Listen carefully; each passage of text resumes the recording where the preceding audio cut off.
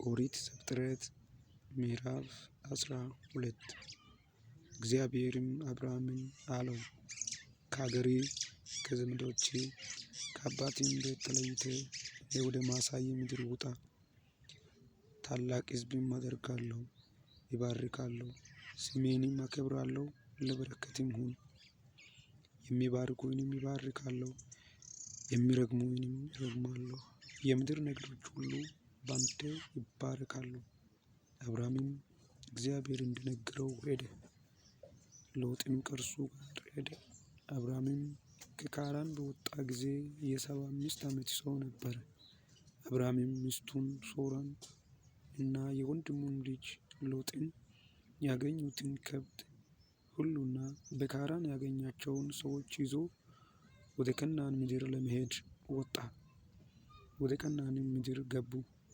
አብርሃምም እስከ ሴኬም ስፍራ እስከ ሞሬ የአድባር ዛፍ ድረስ በምድር አለፈ። የከነዓን ሰዎችም በዚያ ጊዜ በምድር ነበሩ። እግዚአብሔርም ለአብርሃም ተገለጠለትና ይህችን ምድር ለዘርህ እሰጣለሁ አለው።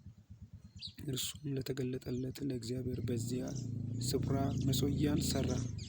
ከዚያም በቤቴል ምሥራቅ ወዳለው ተራራ ወጣ። በዚያም ቤቴልን ወደ ምዕራብ፣ ጋይን ወደ ምስራቅ አድርጎ ድንኳኑን ተከለ። በዚያም ለእግዚአብሔር መሠዊያን ሠራ፣ የእግዚአብሔርም ስም ጠራ። አብርሃምም ከዚያ ተነሣ፣ እየተጓዘም ወደ አዜብ ሄደ። በምድርም ራብ ሆነ። አብርሃምም በዚያ በእንግድነት ይቀመጥ ዘንድ ወደ ግብፅ ወረደ፣ በምድር ራብ ጸንቶ ነበርና። ወደ ግብፅም ለመግባት በቀረበ ጊዜ ሚስቱን ሶራን እንዲህ አላት፣ አንቺ መልከ መልካም ሴት እንደሆንሽ እነሆ እኔ አውቃለሁ። የግብፅ ሰዎች ያዩሽ እንደሆነ ሚስቱ ናት ይላሉ፣ እኔንም ይገድሉኛል፣ አንቺንም በሕይወት ይተዉሻል። እንግዲህ በአንቺ ምክንያት መልካም ይሆንልኝ ዘንድ ስለ አንቺም ነፍሴ ትድን ዘንድ እኅቱ ነኝ በይው። አብርሃምም ወደ ግብፅ በገባ ጊዜ የግብፅ ሰዎች ሴቲቱን እጅግ ውብ እንደሆነች አዩ። የፈርዖንም አለቆች አዩአት፣ በፈርዖንም ፊት አመሰገኑአት። ሴቲቱም ወደ ፈርዖን ቤት ወሰዷት። ለአብርሃምም ስለ እርሷ መልካም አደረገለት። ለእርሱ በጎችም፣ በሮችም፣ አህዮችም፣ ወንዶችና ሴቶች ባሪያዎችም ግመሎችም ነበሩት። እግዚአብሔርም በአብርሃም ሚስት በሶራ ምክንያት ፈርዖንንና የቤቱን ሰዎች በታላቅ መቅሠፍት መታ።